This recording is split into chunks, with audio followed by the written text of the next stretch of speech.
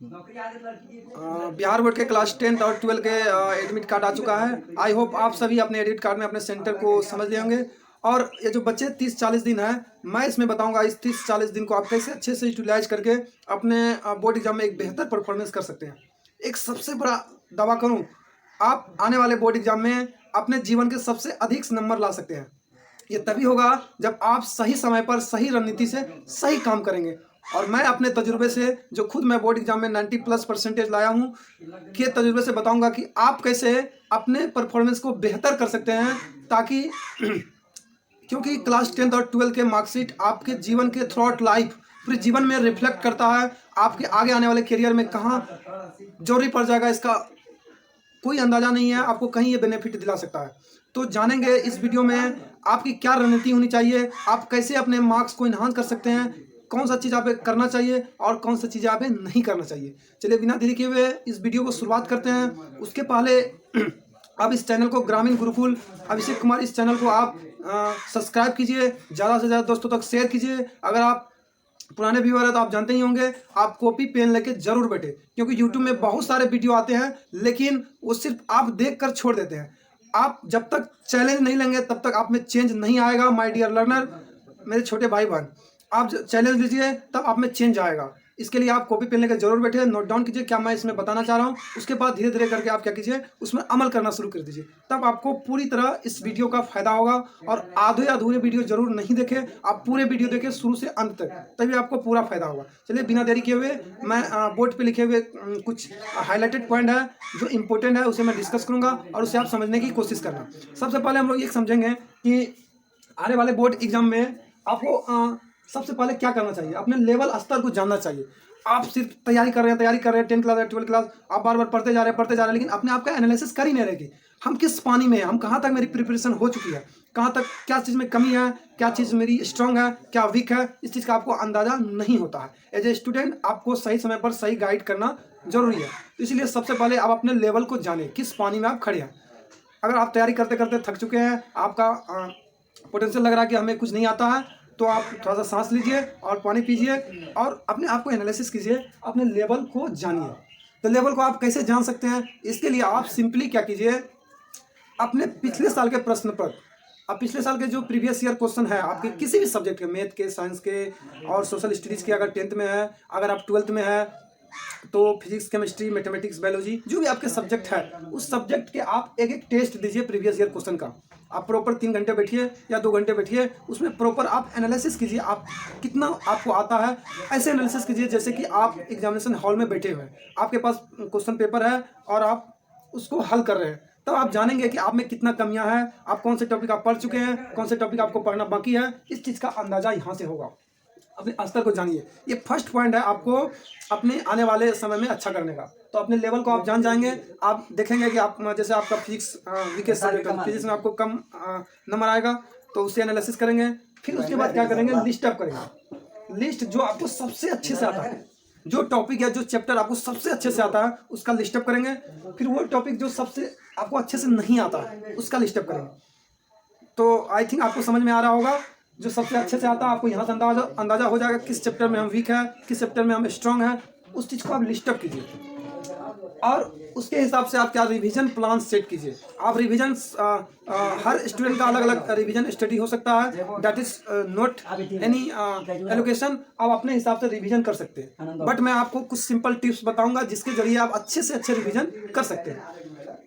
सबसे पहली बात, जो लास्ट समय में हर स्टूडेंट गलती करता है, एग्जामिनेशन के अंत समय में वो क्या करता है, पेन चलाना भूल जाता है। आप इतना समझिए, भगवान आपको नाक, मुंह, कान के अलावा, दिमाग के अलावा हाथ भी दिया है, और हाथ आपको चलाना है ताकि आप माइंड पे जो चीज़ें आपकी बैठी हुई है उन चीज़ों को आप हैंड में फिट करने की कोशिश कीजिए। क्योंकि दिमाग आपका हो सकता है धोखा दे दे, लेकिन आपका हाथ धोखा नहीं देगा। इसलिए आप इस पर फिट करने की कोशिश कीजिए। पेन चलाना आप नहीं भूलिए। किसी भी रिवीजन कर रहे हैं तब पर भी आप पेन रफ स्केच में चलाकर उसको रिवाइज कर सकते हैं। उसके बाद एक हेडिंग रिकॉल मेथड है जो सबसे पावरफुल मेथड है। इस मेथड को मैं यूज कराना आपको अभी सिखलाऊंगा। उसके बाद इस मेथड को आप प्रॉपर वे में सब सब्जेक्ट में लगा सकते हैं। किसी भी नोट्स में लगा सकते हैं, किसी भी बुक में लगा सकते हैं, किसी भी क्वेश्चंस जो किए हुए हैं उसमें लगा सकते हैं।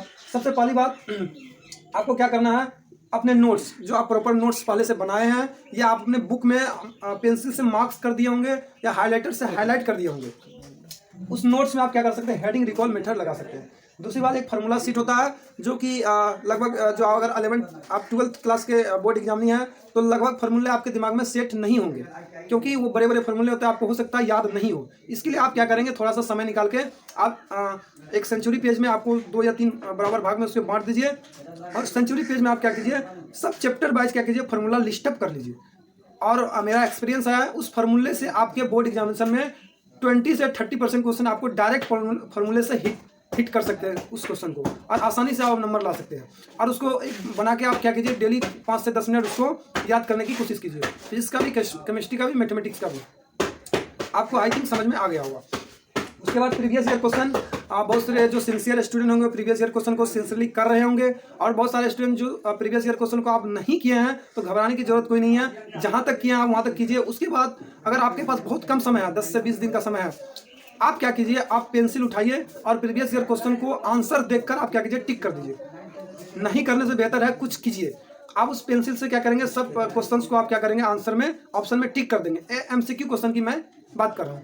तो जैसे आप टिक करेंगे उसके बाद डेली उस क्वेश्चन को आपको क्या करना है, प्रॉपर्ली याद करना है, रिवाइज करना है और अपने दिमाग में सेट करना है। तो आप प्रीवियस ईयर क्वेश्चन को बिल्कुल इग्नोर नहीं कीजिए। फार्मूला से लगभग आपको 20 से 30% क्वेश्चन इससे बन जाएगा। और प्रीवियस ईयर क्वेश्चन जैसे करेंगे, अगर उसका प्रॉपर एनालिसिस करेंगे, लास्ट 5 ईयर्स का कम से कम आपको करके जाना, 5 साल के पिछले प्रश्न पत्र, इससे आपको 70 से 80% क्वेश्चन आपको इसी से लड़ जाएंगे। आई थिंक मेरा इंपॉर्टेंस को समझिए और अप्लाई कीजिए।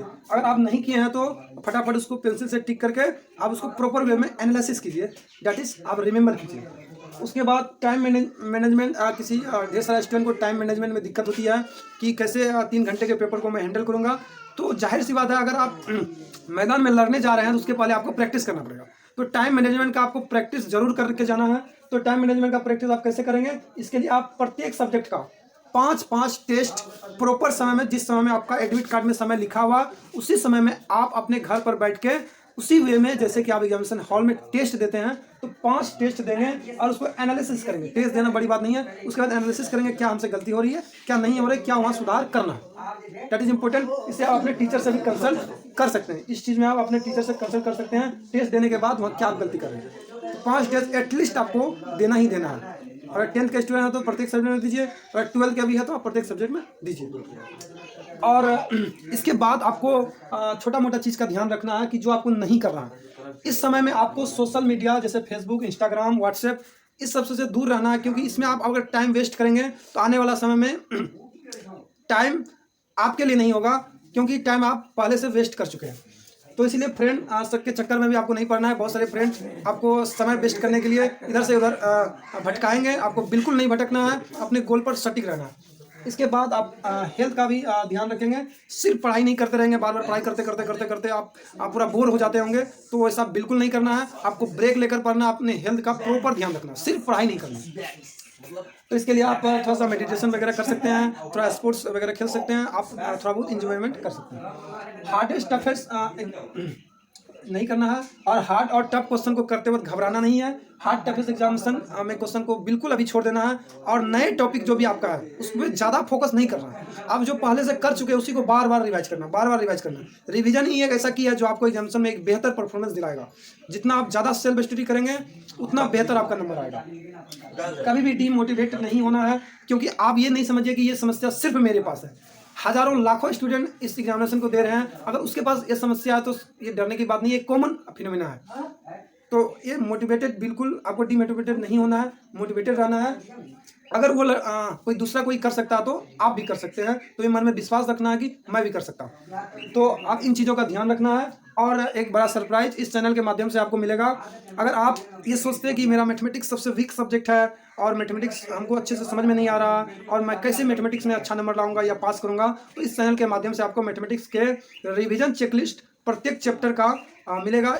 तो इस चैनल को आप सब्सक्राइब कर लीजिए और अपने ज़्यादा से ज़्यादा दोस्तों को शेयर कर लीजिए। तो आई थिंक आपको पूरी स्ट्रेटेजी समझ में आई होगी। अगर नहीं आएगी तो फिर दोबारा एक बार इस वीडियो को देखिए, क्योंकि वीडियो देखने से कोई फायदा नहीं जब तक आप एक्शन नहीं लेंगे। बार बार मैं कह रहा हूँ, वीडियो देखने से कोई फायदा नहीं होगा जब तक आप एक्शन नहीं लेंगे। तो इस वीडियो को देखिए, चैलेंज लीजिएगा, तब आप में चेंज आएगा। Thank you very much. जय हिंद।